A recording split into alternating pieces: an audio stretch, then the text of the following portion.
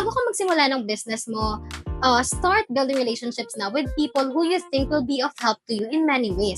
Think of mentors, peers, potential investors, suppliers, and even random people who you think will be interested with your products or services.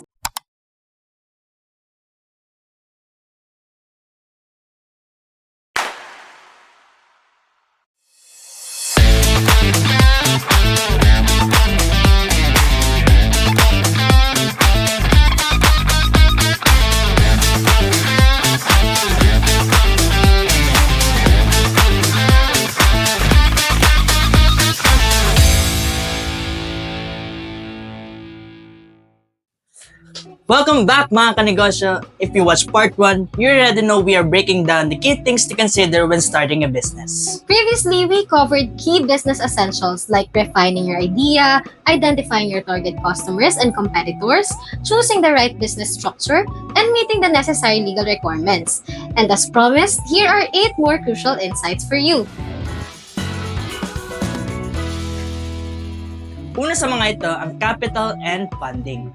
Bago mag-start ng business, i-assess mo muna kung magkano ang kakailanganin mo. Hindi lang sa pagsisimula, kundi na rin sa initial phase ng operations mo. Alamin din kung saan mo kukunin ito, and there's a lot of options. Pwedeng from loans, from your savings, support from investors, or even crowdfunding, which is yung pag-raise ng money through collecting small contributions from different people.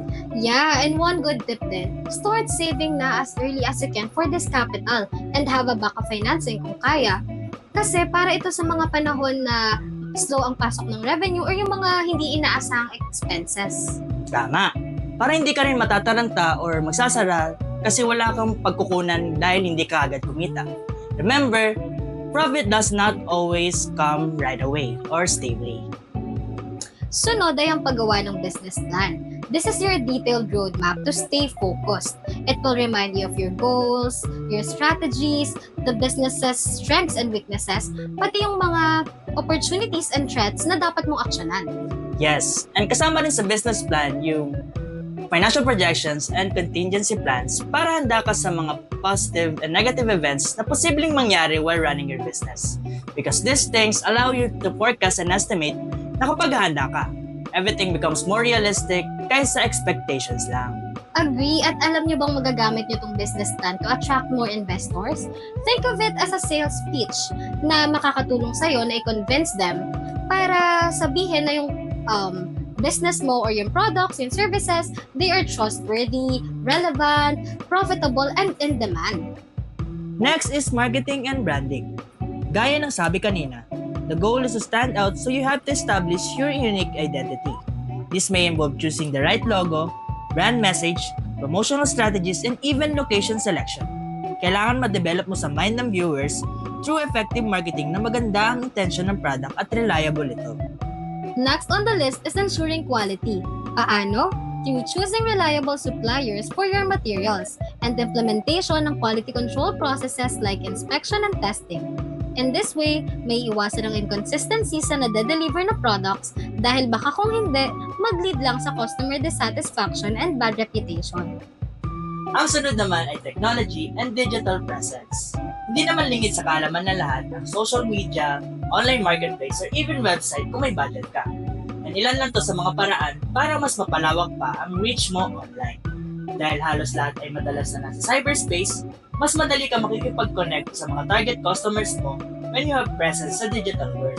That's correct. And another thing to consider before starting your business, networking. Bago ka magsimula ng business mo, start building relationships now with people who you think will be of help to you in many ways. Think of mentors, peers, potential investors, suppliers, and even random people who you think will be interested with your products or services. Good idea nga yan. When you surround yourself with valuable connections, mas marami kang insights, support, and even referrals na makukuha. Diba? Para kapag nag-start ka na talaga, matunog na yung negosyo mo. Because some people are already aware about it, naghihintay na lang sila to show their support. Second to the last ay payment methods. Bago pa mag-operate, alamin kung ano-anong payment methods ang i-offer mo to promote accessibility or convenience. Tama ka. Halos lahat ng customers ngayon hanap flexible payment options para easier transaction. Last and definitely not least is manpower. You find the people you need, their roles, and even the right team size for efficiency.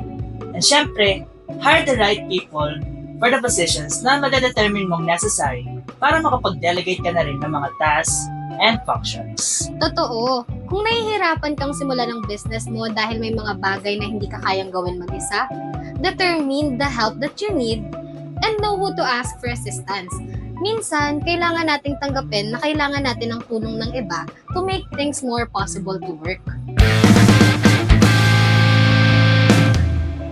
These are the 13 things you need to know before starting breathing life to your next big idea. Maraming salamat sa pakikinig sa aming Business Startup Checklist. Kung may mga additional tips kayo na sa tingin nyo makakatulong para sa mga starting entrepreneurs out there, the comment section is open for your suggestions and questions. Syempre, we want to hear from you as well. Yes, and before we say goodbye, we would like to remind you to like, share, and follow our page for deeper knowledge about modern entrepreneurship. This has been Hannah And Brian, thank you for always watching Startup Now na, Usapang Payaman, Online Tambayan. Bye!